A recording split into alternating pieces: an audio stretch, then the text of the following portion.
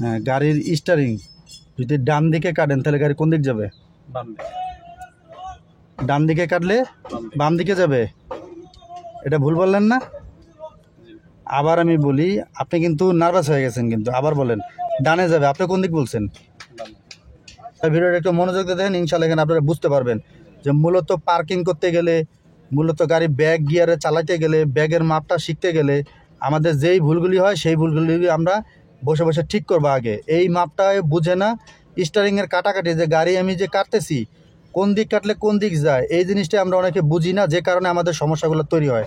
Parking করতে গেলে এলোমেলো করে ফেলাই। আমি এই ভিডিওতে দেখাই দিই, আপনারা যদি গাড়ির ডান দিকে কাটেন তাহলে গাড়ি ডানে যাবে। ডান দিকে কাটলে স্টারিংটা যদি এইভাবে কাটেন তাহলে আপনার পিছনটা এইদিকে যাবে, পিছনটা এদিক যাবে।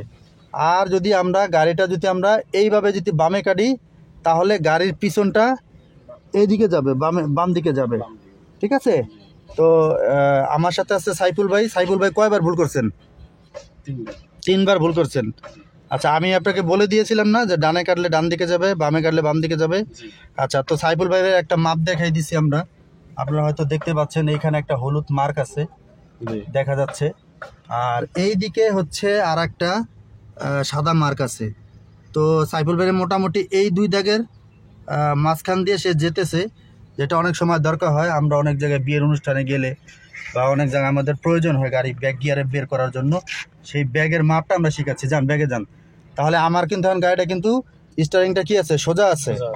আবার আমার 2 পাশে সমান আছে।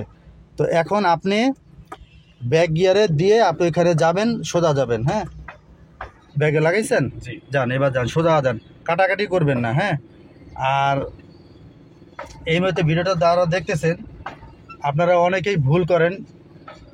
এই ভুলটা কিভাবে ঠিক করবেন আমি দেখে দিতেছি। যান, সোজা যান, যেতে থাকেন, নার্ভাসের কিছু নাই ভাই। আচ্ছা, আমাদের গাড়িটা কিন্তু অলরেডি কিন্তু একটু ডান দিকে ব্রেক করেন।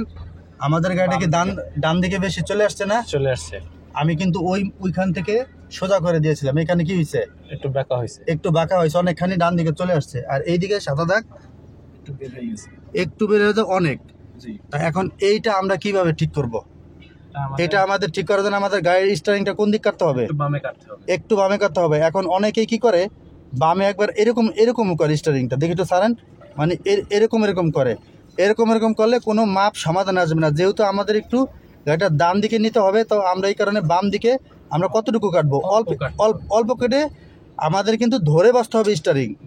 এই যে আমি স্টারিংটা কাটলাম, কেটে আমাদের ধরে রাখতে হবে, না হলে গাড়িটা কিন্তু আবার কিন্তু এরকম করবে। ঠিক আছে? তা একটু ধরে রাখলাম। এবার আপনারা নিজে দেখেন যেটা কীভাবে ঠিক করি। ওই যে দেখেন কতখানি হলুদ দাগের আমরা চলে আসছি, একদম মানে একটুখানি আছে বাকি। এটার কীভাবে ঠিক করবো? তাই স্টারিংটা আমরা যখন কাটবে এবার ধরে বসবো। ঠিক আছে?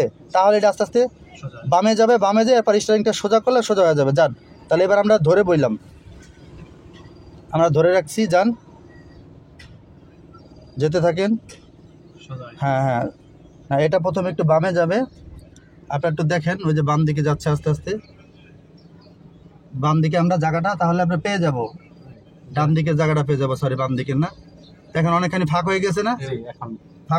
আমরা কি স্টারিংটা ধরে বইছি না? স্টারিংটা কিন্তু আমরা ব্রেক করেন একটু, আমরা কিন্তু স্টারিংটা কিন্তু একভাবে ধরে রয়েছি। এখন আমরা কিন্তু কাটাকাটি করি নাই, এবার এরকম করি নাই।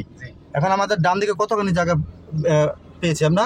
জায়গা বের হয়ে গেছে, অনেকখানি বের হয়েছে। আচ্ছা, আর এই স্টারিংটা যদি আমরা এইভাবে যদি কাটি তাহলে গাড়ি পিছনটা গাড়ির ওই দিকে যাবে, ডান দিকে যাবে। এই আসলে কি আমি বলি, এই ভিডিওর মাধ্যমে যারা ভিডিওটা দেখতেছেন তাদের উদ্দেশ্যে বলতেছি, বাম দিকে কি ঠিক আছে? হ্যাঁ, বাম দিকে ঠিক আছে। বাম দিকে আমাদের এখন জায়গা ঠিক আছে, আমাদের ডান দিকে জায়গা ঠিক আছে। তাহলে এখন আমার স্টারিং কি করতে হবে? সোজা করতে হবে। স্টারিং আমার আস্তে যান, আস্তে আস্তে চালানের মাধ্যমে সোজা করতে হবে। এই যে একটু করে এই সোজা করে ফেলাবো। এই আরেকটু নিয়ে যেয়ে আমরা যেহেতু একটু বামে একটু বেশি চলে আসছি, একটু ডানে কাটবো, তাহলে গাড়িটা সোজা হয়ে যাবে। আর একটু ডানে কেটে রাখেন হালকা।